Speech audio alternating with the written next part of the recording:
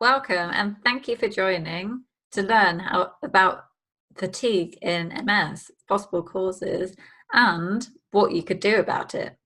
So I'm just going to wait a minute just to see if anybody else is going to join. Just first of all, for those that don't know me, my name is Sharon. I'm from Positive.Health, helping MSs thrive. And I have MS myself. I was diagnosed 11 years ago. And about 5 years ago, I was made redundant, which was actually quite a blessing because I'd been really struggling working full time. And so when I was made redundant, I was in bits. I couldn't drive, I could barely stand. I was literally on the sofa with extreme fatigue and many other issues. And I was considering, I had some savings and I was considering taking medical retirement. But I thought, okay, let's not make any hasty decisions. So I gave myself a couple of months of not working just to look after myself and to see what could happen. And luckily, a couple of months later, I was feeling so much better. And so I enrolled to do a degree in nutritional science. And through, I took medication as well. So with medication, nutrition, and lifestyle changes, I got to a point where I had enough energy to study full time for a 3-year degree for a Bachelor of Science. And whilst doing that, I also got an NLP diploma. NLP is neuro-linguistic programming. So I did that at the same time. And so here I am. So when I finished my degree, I wanted to share what I'd learned and combine that with my experience and with the coaching to share it with you so I could help more MSs find what works for them and use all of the research and the tools that I'd gained and used to help myself and that I'd learned. So hopefully you will find this useful. And such a big issue that I've seen in the community in Facebook is fatigue. So first of all, what causes it in MS, and is it something special in MS? And obviously there's lots of causes for low energy.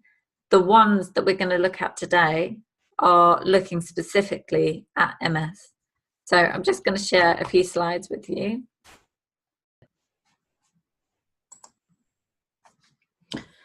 So we're all familiar with inflammation. MS is generally seen to be an inflammatory condition, and this is where the immune system attacks our myelin, and it's these that cause the inflammation, and they cause it by using oxidants to help. Traditionally, they've used oxidants to help damage like foreign invaders, foreign pathogens and bacteria. But when it's attacking our own tissue, our myelin, then this is just causing damage. It's causing damage to us. And it's using oxidative stress to do that. So that you can see these two, they are very much partners in crime. So you don't really get one without the other. And it becomes a kind of self-perpetuating cycle because inflammation triggers, well, it doesn't trigger, it actually generates oxidative stress. And then oxidative stress causes damage, which then calls more immune cells to come and clear up the damage, which then causes more oxidative stress. And you can get into a bit of a cycle there. And then you've also got this other pathway. It's still an area of debate, but it's becoming more commonly accepted that MS seems to have inefficient mitochondria. And what this means is that the mitochondria produce less energy and produce more free radicals. So having more free radicals is going to cause more oxidative stress. And again, this is another self-perpetuating cycle. The oxidative stress then damages the mitochondria, and then the mitochondria could become even less efficient. So then they're producing more free radicals, more oxidative stress, more damage. And this whole process can actually lead to neurodegeneration. Because if you imagine that the mitochondria are causing damage to themselves and then also to their cells, to the neurons, then this can cause irreversible damage to the neurons and they can die. And this is neurodegeneration.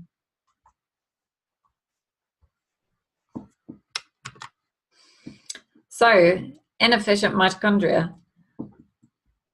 So, less energy and more free radicals. That's the basis of it. And in particular with MS, then you have demyelination occurring. So, in demyelinated neurons, they require more energy to send the signals along the pathway. So you can think of it like electrical cables. If they are not insulated, if they don't have that plastic coating that keeps the electricity signal strong, then they'll short and not work. So in our brains, again, when we don't have the insulation, our myelin, then the signal still can pass through, but it takes a lot more energy to do that. So the neurons know this, so then they call more mitochondria to help produce more energy. So research has shown that in demyelinated axons, there are actually more mitochondria. There are much higher density of mitochondria. This is great. The body is trying to compensate. But these mitochondria are not so efficient. So yes, there may be more mitochondria, but they're producing, each mitochondria is producing less energy and more free radicals. So not only do you may have more mitochondria, but you also have more oxidative stress, so more free radicals. So what are free radicals? I think I mentioned earlier, but you can think of mitochondria like little factories. So they take in fuel and they take in oxygen, and then they create little units of energy called ATP. And but the process is not 100% efficient. So as a byproduct, they also produce free radicals, and you can think of them like little hooligans. They're hooligans that are running around destructive because they've got they're a bit unbalanced. They've got a bit of a screw loose. And these, when you look at the actual molecules, this is exactly what has happened. So they have an electron missing. So they are unbalanced and they are unstable. And what they do, the damage they cause, is they're going around looking for a spare electron. And so they try and take it off healthy molecules. And then this makes those molecules unstable. So how antioxidants work is they have spare electrons. So they can actually give the free radicals these spare electrons. And so they're balanced again, they're happy, and they're like, okay, I don't need to cause any more damage. So, but you can see that it's not quite a one-to-one relationship, but you need kind of enough antioxidants to neutralize free radicals. And when this is out of balance, then this is oxidative stress. So this is just reiterating that. So when there are more free radicals than antioxidants, that is oxidative stress. And as I was saying with MSs, because we have demyelinated axons, some of them, and the axons of neurons, then we have more requirement for antioxidants. So we need to increase our vegetables, our fruit and vegetables, to help neutralize these extra free radicals. All is not lost. So I introduced the three MS villains earlier. We and our food and our lifestyle produces the three musketeers. So these are anti-inflammatory, antioxidant, and neuroprotective.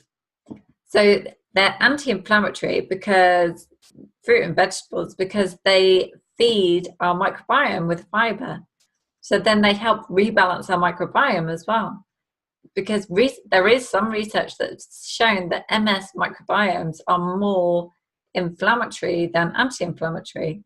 So by eating lots of fruit and vegetables so they contain lots of fiber, then it's going to feed our microbiome and help rebalance our microbiome. So they'll become more anti-inflammatory than inflammatory. And this will have an impact on our health by reducing our overall systemic inflammation, helping to reduce the systemic inflammation. And fruit and vegetables contain direct antioxidants. These are antioxidants like vitamin C and the polyphenols, and that polyphenols is the color of fruit and vegetables. So the deeper the color, the more polyphenols they have. So things like blueberries and blackberries have far more polyphenols than an apple, for example. And there's other vegetables, particularly cruciferous vegetables, which are vegetables like broccoli and kale and cabbage and Brussels sprouts. They have a compound called, well, it gets turned into sulforaphane, and they are indirect antioxidants. And I'll go into that in a bit more detail in a bit. Actually, those antioxidants are neuroprotective, so because there has been research that have shown that these indirect antioxidants stimulate the body's own antioxidants, particularly an antioxidant called glutathione, and that has shown to be, that's basically each cell, that is their self-defense mechanism. So when that is stimulated, it's been shown to help protect the mitochondria and protect the cell against cell death. So a very important factor. So MS villains, the musketeers, and this is how they can interact. So as I was saying, the fruit and vegetables can be neuroprotective because they prevent neurological damage. They prevent neuron damage and neuron death by preserving the mitochondria. And they can protect against oxidative stress, both directly with the antioxidant method, so directly neutralizing the free radicals, and also indirectly by stimulating the body's own antioxidant pathways. And through this mechanism, they are then protecting the mitochondria. And I couldn't draw a line round to the inflammation, but as I was saying, they're also anti-inflammatory. So where can you get the three musketeers from? So our three musketeers are antioxidant, anti-inflammatory, and neuroprotective. So antioxidants from fruit and vegetables, as I was saying, deeply colored ones are much better. So kale, for example, a dark kale has much more nutritional value and antioxidant value and polyphenols than iceberg lettuce, for example. And they're also indirect antioxidants because they have phytochemicals such as polyphenols and other phytochemicals that can help protect and can help stimulate the body's own antioxidant mechanisms, which can help protect your brain. They're anti-inflammatory because the fiber from fruit and vegetables will feed your microbiome. So rebalancing your microbiome so it becomes more anti-inflammatory than inflammatory. And then neuroprotective. And so the key nutrient I want you to remember is called sulforaphane. And it isn't sulforaphane that's actually in the cruciferous vegetables, such as broccoli. Broccoli is probably got the highest concentration.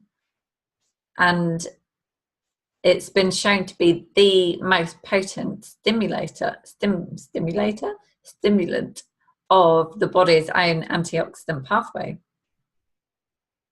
And there have been synthetic versions that are more powerful at stimulating this pathway, but sulforaphane is a small molecule, so it can actually get in through the blood-brain barrier. So it's more neuroprotective than the other more powerful synthetic versions. Where can you get sulforaphane from? Broccoli sprouts. I am a keen sprouter. My kitchen has jars of seeds in various states of soaking and sprouting. So, and it's and as I was saying, it's not in broccoli sprouts, it's not actually the fully formed sulforaphane. It's the precursor called glucoraphanin.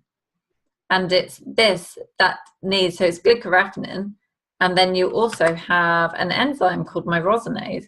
And when this reacts with glucoraphanin, it forms sulforaphane.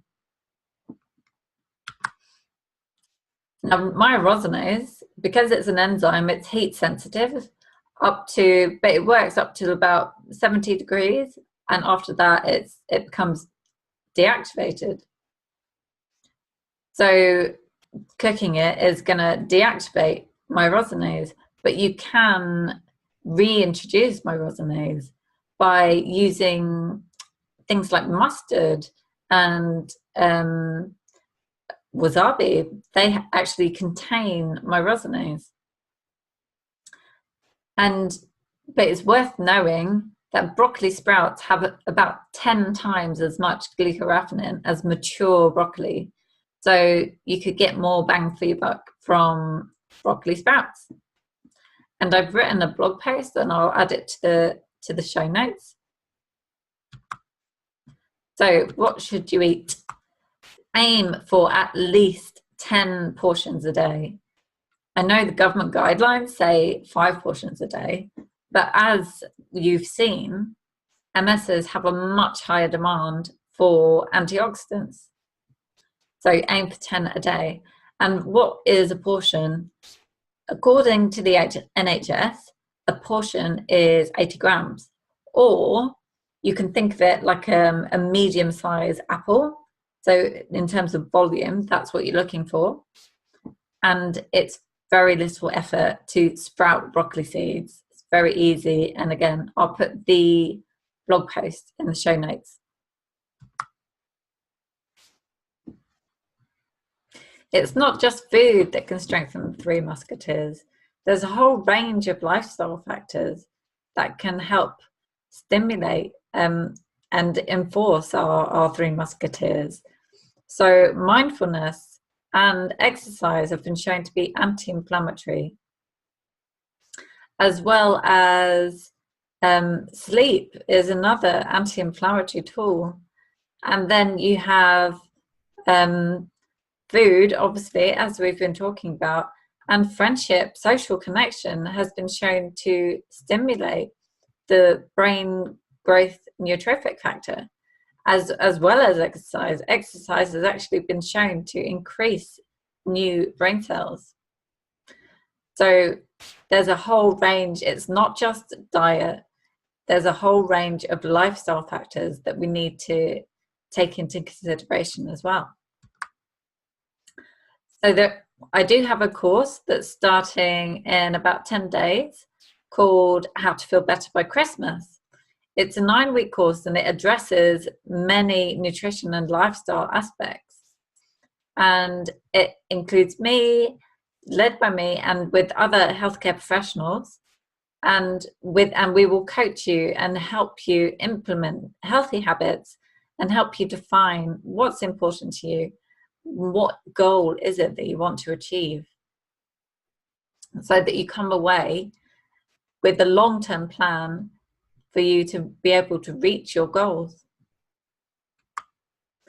And if you want to contact me, if you're interested in the course, if you go to learn.positive.health, and you can see the course there, or contact me on email, which is up on the screen, or you can find me on Facebook or Twitter if you use the handle Positive.Health for MS.